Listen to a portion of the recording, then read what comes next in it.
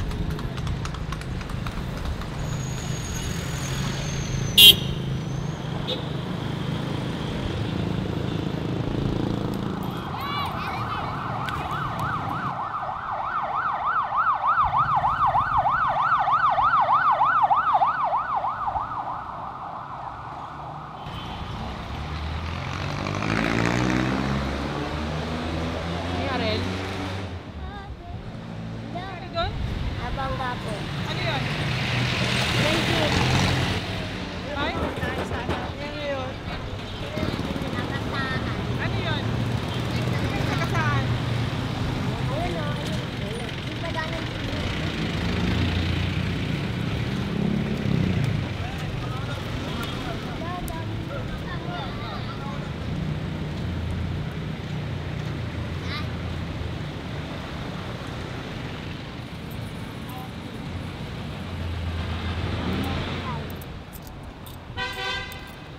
Ninad, nagkamakalo ka? ganun pa rin po. 143. Hindi nagkulang.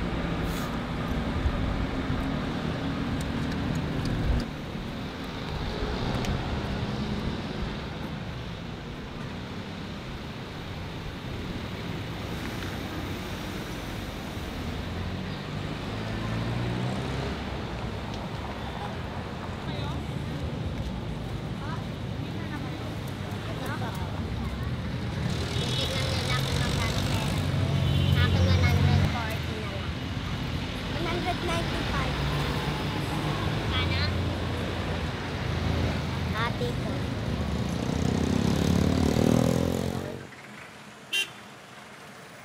Wala lang. Nag-ano lang kami. Lalangan. Nangangaling lang po kami.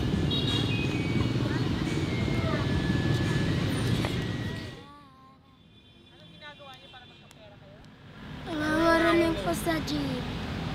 Nangangarinig po sa jeep. Ano, minsan po nakakadami kami ng pera, mga 200, mga ano po. Binibili namin ng damit sa kapagkain. Tapos yung mga sobra, pinang-computer na lang. Hindi kayo nag-pasok lang yun? Oo. Sarili. Nagsasolve po nanay niya. Payat po nanay niya. Ganito ang nalimutin niya. Totoo? Ayaw nga iwasan ng nanay niya eh. Tapos pag may pera naman siya, hiningan siya bili lang ng solve, hindi siya naghahanap buhay, pagkakain niya. Ilang taon ko Yung na? nanay niya Mag-11. Mag-11 sa September.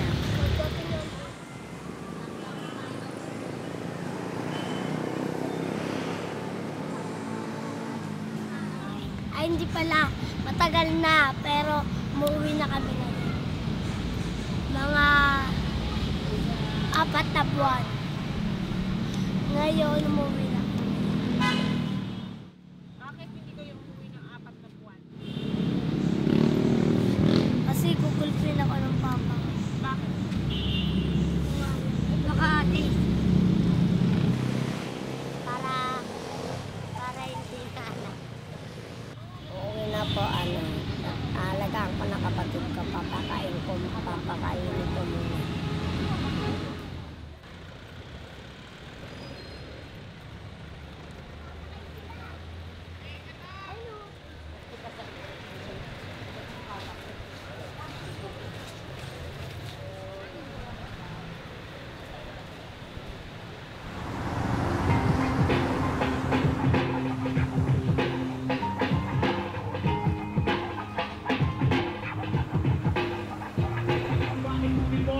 mo at sino ang mali sa akin. Ang malawagin mo ang iyong kaisipan upang malaman mo ang mga dahilan. Sa di ko papahiga, sa di ko pasakayon. Huwag mong daanin sa pagsunod na sa akin mo. Iyong interensyo at gawin na lahat. Bawag kalokohan ka, malakak ka. Makusesya ka naman. Ginagawa sabihin mo sa akin kung ano ang pagpapayong naman pala. Mga kalokohan na ginagawa sa buhay.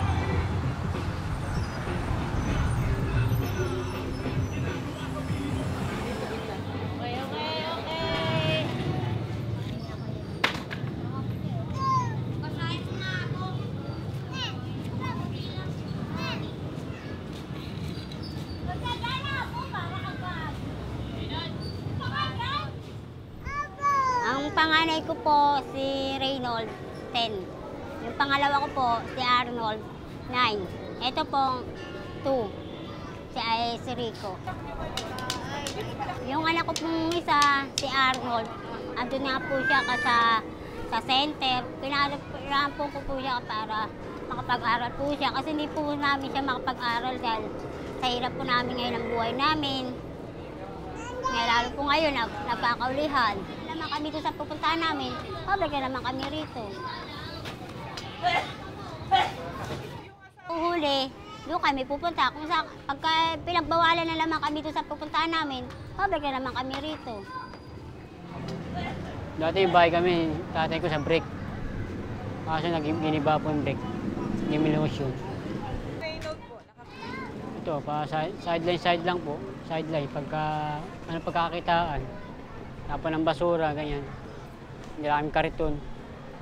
Kung ano iutos sa amin, minsan nangangarga ako ng gulay. Ilang po. Hindi naman yun. Wala pong mga. Kung gano'n marunong bumasa. Ha?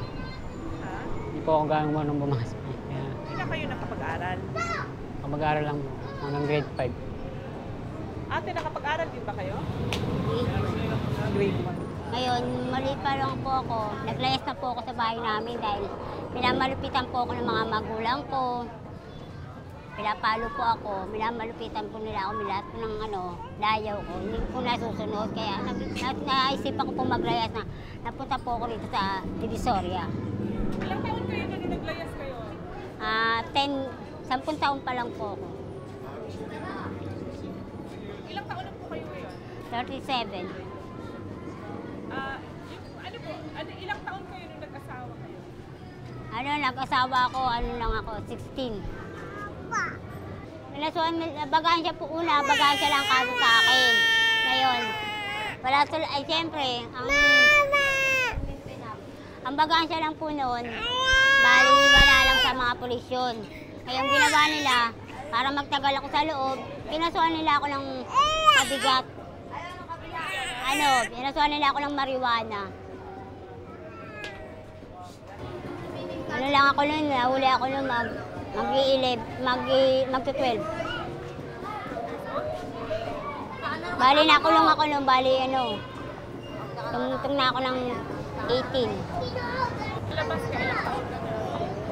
23.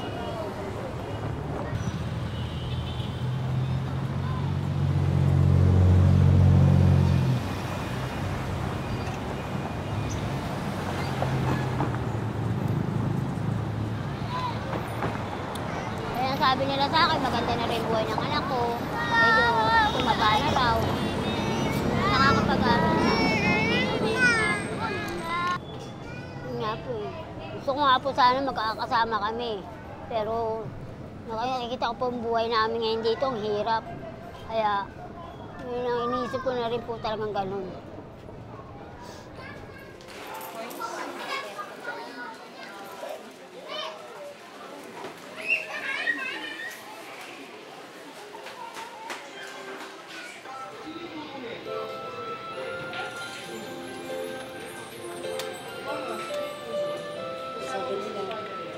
Masarap magkaroon ng basketball. May taong pagprotekta sa'yo. May taong magpapasaya sa'yo. Pero handa mo bang kaya? At nabagan siya kami. Yun nun sa may palay. Kasi kami mga bata na sarak. Tapos pinagkukuha rin kami. Yun. Mainit nga dun. Mabaho. Gaano kayo katagal dun sa rock? Hindi. Long araw lang kami dun. Tatlong araw? Marami dun siga eh. Ang ginagawa nila? Nambabato kami ng tsinelas, tapos manunulak, mananapak.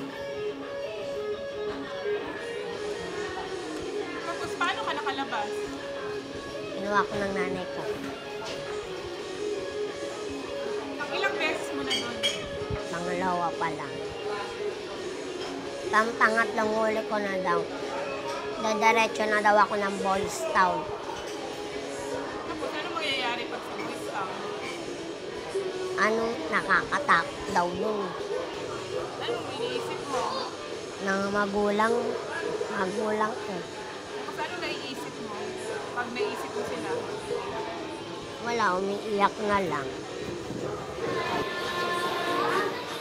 Gusto ko rin po talaga gumanda ang buhay ng anak ko.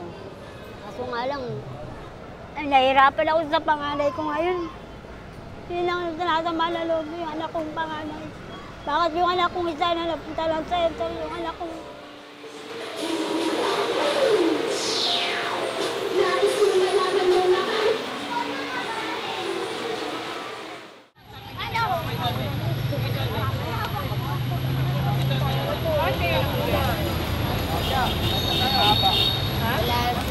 Kami nagpahuli lang. Sila rin nahuli talaga. Si Ikyang naman nahuli. Nagpahuli na rin kami. Anong ginawa sa inyo? Doon, parang nakakulong lang.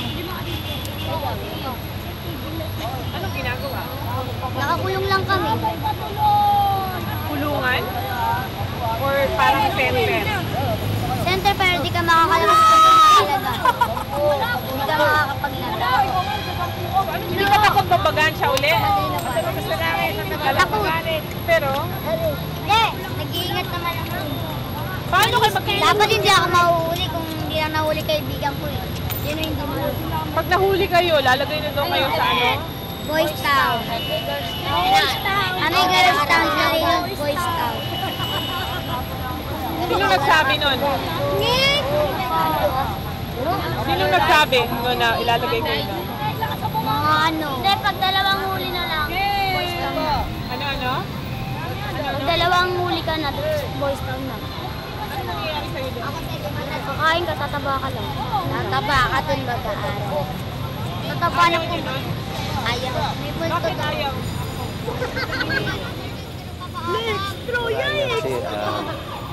Tama, kasi former street child ako, alam ko yung mga yung sitwasyon nila. No? Ayaw nga, dahil ando doon yung perpetrator. No? Sa bahay, walang makain. Nag-aaway-aaway sila magkakapatid. Ang nanay nila, tatay, nag-aaway. Pag walang pera, nag-aaway ang magulang. So, ang mga bata, napipilitan lumabas ng kalye. Ayaw rin nilang bumalik doon dahil sasaktan sila. Nag-aaral ko sa elementary, layas ako ng layas. No? Until sa time na dumating na ako ng 16, 17, tambay na ako Luneta, sa Malate, Harrison Plaza. So, yun, nagtatrabaho ako sa callboy, bugaw, small-time drug peddler ako pag wala akong guest. So, nag-guide ako sa kanila, lahat ng amenities binibigyan na sa akin. As far as Baguio, Puerto Galera, Sagada, naranasan ko na yun, nag-travel ako. Nag-enjoy ako eh. Pero nung dumating siguro ako ng age of 17, nakaranas na ako nung, at the lowest of myself, nawala na ako. Full of emptiness na. Pinagtyagaan akong puntahan palagi ng social worker.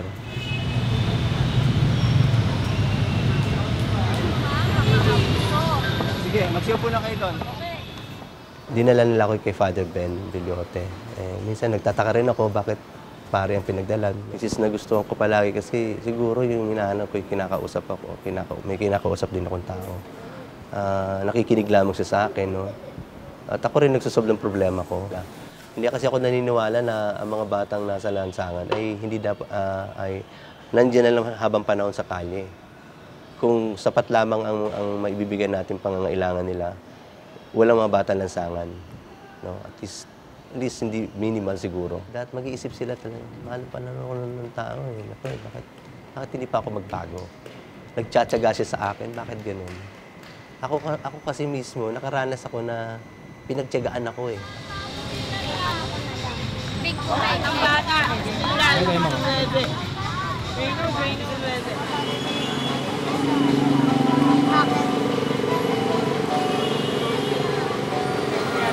Pagkain. Ngayon maraming customer kasi doon, hindi naman niya. Pagka nag-session po siya, tapos umuwi siya, tuwa po yung kapatid niya pag nag-session siya pa po siya. Yun lang po kasi alam niya, ikakasaya ng